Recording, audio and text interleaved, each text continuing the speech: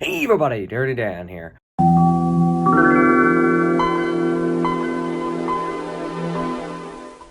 So, we got a different video today. I don't really have much to put over this talking, so I'm just gonna do a video of me talking about this. But I read up a little script. I wanna tell a story about an engine today, so, I got something different. So, anyways, recently I was going through some boxes of model train stuff when I happened across something truly special. Wrapped them in paper towels of my very first 462 Pacific that I had bought years ago.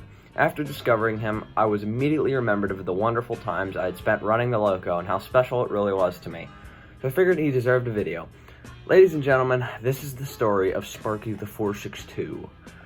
Some years ago when I was still new to HO, me and my dad were headed to the train show. I was giddy to see what I could find and couldn't wait to get some new stuff. When we got there, I nearly ran to the doors of the show in excitement. Walking in the building had a welcoming scent of smoke fluid, and one that I knew well. We bought our tickets, and as I walked into the room, I stared in awe at the train tables of locomotives, rolling stock, and so much more. As I walked through the show, I saw so many things that caught my eye, and picked up a few pieces along the way. I had made my way mostly through the show when I reached a table with many older locomotives, and there were a few that really caught my eye. The first of which being a Manoa 282 Mikado that was missing the front and rear truck. The second locomotive I saw was a heavily worn-out Manoa 462 in a box labeled junk. I immediately fell in love with the both and asked the seller how much for each.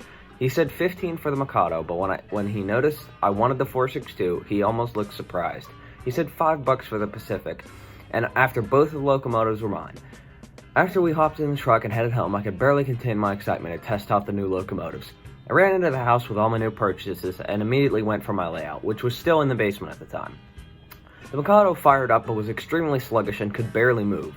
The Pacific, on the other hand, ran without hesitation, although it had a unique issue. As it traveled along the track, it sparked almost like a post-war Lionel, hence the name Sparky. After testing him out, Sparky would continue to serve my model railroad for 3 years and would always be a very heavy hauler. One thing that makes Sparky unique was the extremely limited YouTube appearances.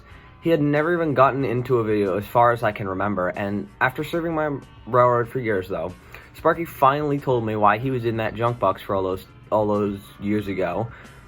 And with the acquisition of a much better condition Pacific, Sparky finally left the active roster and was packed away. And that brings us to modern day, when I rediscovered him in a box exactly how he'd been left. I went to go test him, and my surprise, he jumped right to life. And with that, I think Sparky's story has come to its end, at least for now. Let's all take a moment to enjoy him in service once again.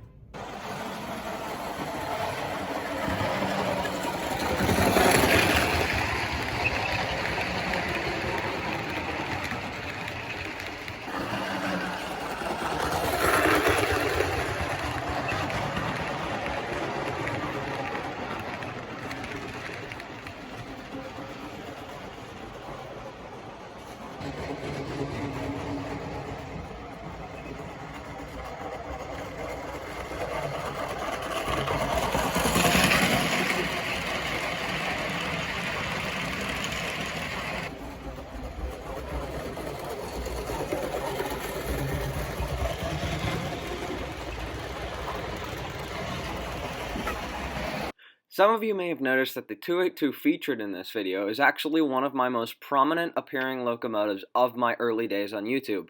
And, the 462 was always its sort of brother in a sense, but it never got the spotlight. The 282, for some reason, I always thought should get more spotlight, even though I ran the 462 probably more than the Mikado. But, anyways, I think that kind of, signifies them as brothers since they were bought at the same show and they were always around for the same era. And they both actually got packed away, but the 462 was only rediscovered later. So yeah, I just thought that was a cool side note. And you may actually notice in the running clips of it, that thumping noise, that is actually not a valve gear issue. That is the axle that is literally worn out so badly that it is... Yeah, that 462 has seen some miles.